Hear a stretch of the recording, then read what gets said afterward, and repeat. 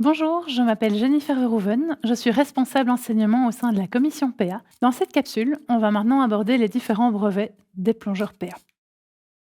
On va parler du plongeur non breveté, on va parler du plongeur PA niveau 1 assisté, du niveau 1 et du niveau 2.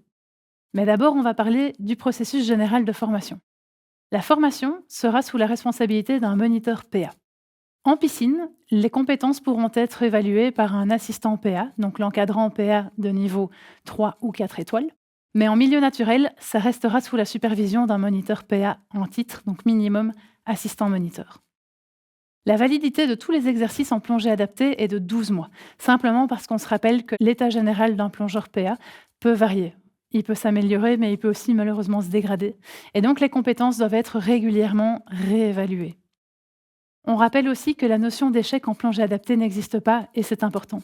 C'est pas aujourd'hui on va faire un exercice de vidage de masque, c'est on fait régulièrement des vidages de masque et on coche la case quand la compétence est tout à fait maîtrisée. La certification des plongeurs PA sera sous la responsabilité du président et du directeur technique PA du club. Le directeur technique PA, c'est un moniteur PA qui est minimum moniteur club et qui prend la responsabilité de l'enseignement au sein du club avec une section PA. On va maintenant commencer par parler du plongeur non breveté.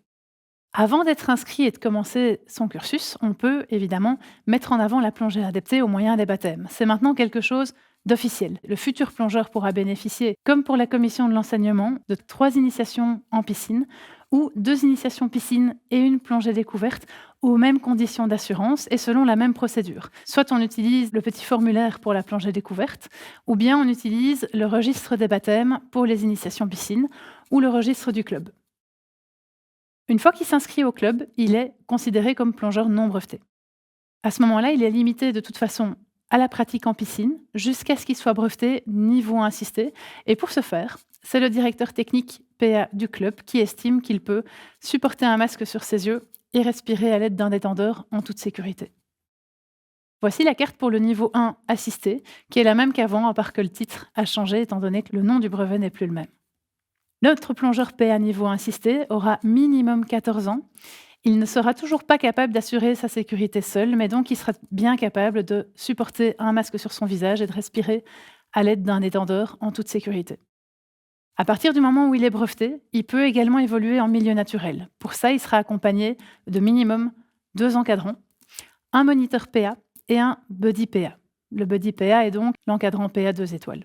Ce plongeur sera limité à 12 mètres. Il est néanmoins important de rappeler que la profondeur n'est pas une finalité en soi. Pour certains plongeurs, il sera peut-être important de limiter la profondeur à la surface, à 2-3 mètres. Tout ça dépendant évidemment des conditions de plongée, mais surtout du niveau d'assistance requis et de la sécurité en fonction des conditions estimées par le moniteur. Ce plongeur aura un accès limité aux spécialisations dont on parlera dans d'autres capsules. Néanmoins, il pourra malgré tout respirer du nitrox avec la carte Nitrox PA accompagnée. Petit changement par rapport à l'ancien brevet, cette fois-ci le niveau 1 assisté est un brevet CMAS. Ça veut dire que le plongeur anciennement PA4 qui était limité aux plongées au sein de la LIFRAS pourra maintenant éventuellement aller plonger à l'étranger dans d'autres circonstances. Une fois homologué niveau 1 assisté, le plongeur aura accès au brevet niveau 1 ou niveau 2 en fonction de son autonomie. Le candidat plongeur PA niveau 1 est celui qui sera capable du coup d'assurer seul sa sécurité, mais pas celle de son binôme. Ça, ce sera évalué au travers différentes compétences pour vérifier s'il est capable de respirer en toute sécurité, de compenser ses oreilles, de gérer son matériel au bord de l'eau, de gérer sa mise à l'eau, sa sortie de l'eau, d'assurer des déplacements en toute sécurité aussi bien en surface, palmas tuba, qu'avec son bloc. Il sera aussi capable de réaliser un minimum d'apnée. On vérifiera surtout qu'il est capable d'évoluer à tout moment en toute sécurité et de communiquer. Le niveau 2, quant à lui, on s'attend à ce qu'il soit capable d'assurer et sa sécurité et celle de son binôme. Et donc, on retrouvera les mêmes exercices que précédemment, mais avec en plus des compétences pour assister son partenaire et évoluer en palanquet. Ces compétences seront toujours d'abord évaluées en piscine. Une fois qu'elles seront maîtrisées en piscine et que le plongeur aura au minimum 10 plongées d'exploration, on pourra évaluer leur maîtrise en milieu naturel. En parallèle, le plongeur devra suivre la théorie 1 ou 2 étoiles en fonction du niveau recherché. Le plongeur PA niveau 1 est calqué sur la théorie du 1 étoile et le niveau 2 sur la théorie du 2 étoiles. Au niveau des cartes de préparation, elles se présentent sur la face avant au niveau des compétences à acquérir en piscine. Tous les exercices peuvent être réalisés dans un ordre aléatoire, ça n'a pas d'importance. On remarque que les encarts bleus correspondent aux exercices communs au niveau 1 et au niveau 2, et les encarts mauves sont eux spécifiques alors au niveau 2 et concernent, comme on le disait tout à l'heure, les compétences d'assistance et d'évolution en palanquet. La face arrière, elle, concerne les exercices en milieu naturel. Avant de les commencer, ce sera le directeur technique PA du club qui devra signer la première partie pour bien vérifier que le plongeur est évidemment bien breveté niveau assisté, a déjà validé les compétences en piscine et a compté au moins 10 plongées d'exploration en milieu naturel.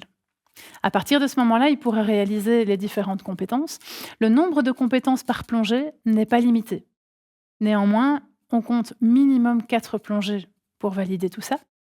Et les exercices de remontée ne peuvent se faire, comme au sein de la commission de l'enseignement et pour des raisons de sécurité, uniquement en début de première plongée. À nouveau, les exercices propres au niveau 2 sont mis en mauve pour les mettre en évidence. On voit sur la partie homologation, de ce côté-ci, que le directeur technique PA va signer soit la théorie 1 ou 2 étoiles et en finalité le brevet niveau 1 ou niveau 2. Si le processus prend du temps, il est libre aussi au plongeur de d'abord être homologué niveau 1 pour pouvoir gagner en prérogative et pouvoir continuer à avancer. Ensuite, à ce moment-là, récupérer sa carte et évoluer vers le niveau 2.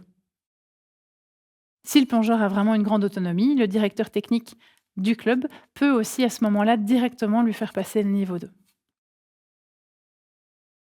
Une fois qu'il est breveté niveau 1, le plongeur peut aller à maximum 20 mètres avec 2 encadrants, en l'occurrence un moniteur PA et un serre-fil qui peut être 2 étoiles sans avoir spécialement suivi la formation plongée adaptée. Néanmoins, s'il ne devait pas y avoir de moniteur PA, le plongeur pourra malgré tout plonger jusqu'à 12 mètres maximum sous la responsabilité d'un assistant PA et avec cette fois-ci un buddy PA en serre-fil. Le plongeur PA breveté niveau 1, lui, aura accès aux spécialisations plongée de nuit et au nitrox basique délivré par la commission de l'enseignement. C'est un brevet CMAS comme c'était le cas précédemment pour le PA3 et le PA2. Le plongeur PA breveté niveau 2, lui, pourra aller à 20 mètres avec simplement un encadrant minimum assistant PA, mais on recommande toujours très fortement un serre-fil pour les plongées dans nos eaux. Le brevet de plongeur PA niveau 2, lui, pourra avoir accès aux spécialisations plongée de nuit, plongée à 30 mètres et nitrox basique de la commission de l'enseignement. C'est évidemment aussi un brevet CMAS. Alors merci à Jennifer pour ces explications et surtout merci à vous de nous avoir suivis. Bien évidemment, si vous avez des questions complémentaires, n'hésitez pas à prendre contact avec nous et on aura certainement l'occasion de se retrouver lors de nos prochaines plongées.